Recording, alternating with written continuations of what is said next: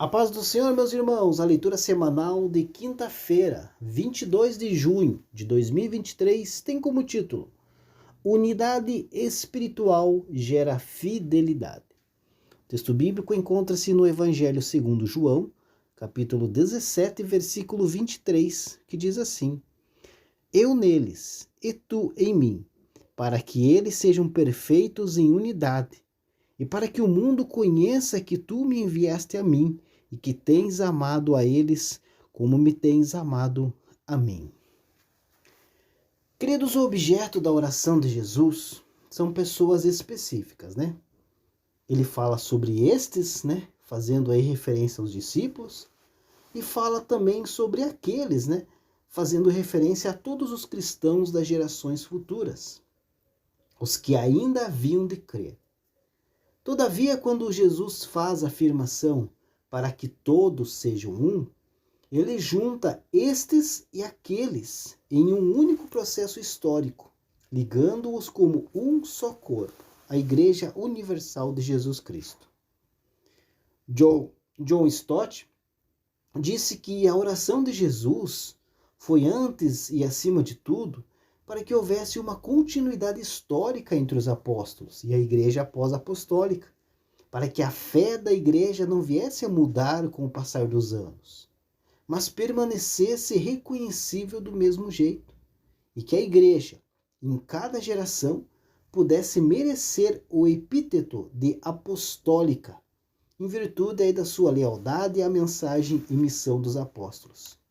Ou seja, sentimento de pertencer e continuidade histórica são as duas principais marcas da unidade aqui no Evangelho de João, no capítulo 17.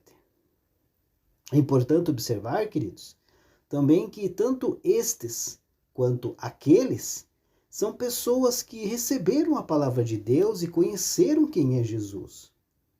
São pessoas regeneradas, nasceram de novo. Portanto, é deste tipo de pessoas que Jesus espera aí a prática da unidade. E mais ainda, Jesus afirma que sem a unidade com o Pai e o Filho, a unidade na igreja não é possível. Então é neste ponto, queridos, que nós encontramos aí o maior desafio para vivenciarmos a verdadeira unidade cristã. Jesus compara a unidade do seu povo, a igreja, com a unidade que ele tem com o Pai, para que eles sejam um, assim como nós somos um. Isso significa, queridos, que a unidade da qual Jesus está tratando aqui não se restringe aí à reciprocidade e comunhão uns com os outros. Nem tampouco se trata de uma unidade estrutural ou organizacional e externa. Não significa também conformidade ou uniformidade. Fazer todas as pessoas, pensarem exatamente iguais. Não é uma questão de amizade ou fraternidade. Então, que tipo de unidade é esta? É a unidade de essência. Esse é todo o mistério da Trindade. Há três pessoas e, contudo, unicamente um Deus. A mesma essência e, contudo, há distinções nas pessoas. Mas o que faz delas um só ser é a unidade de essência. Então a oração de Jesus por unidade do seu povo demonstra que a unidade, queridos, não é automática, mas é algo que deve ser buscado e desenvolvido com empenho e esforço.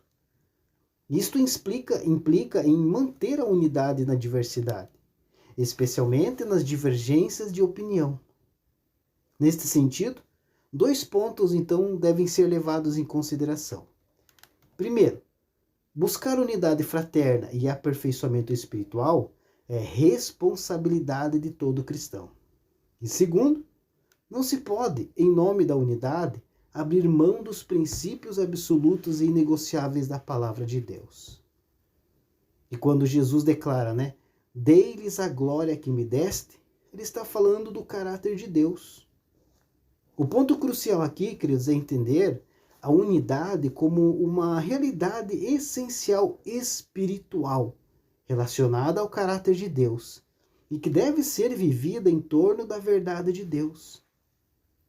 Agora, se em nossas relações estamos em desunião, produzindo aí fragmentação e irreconciliação, então, pela lógica bíblica, nós estamos destituídos desta glória que Jesus fala. Se nossas posturas cotidianas revelarem egoísmos e intransigência, nós estamos longe de ser aquilo que Jesus planejou para a sua igreja.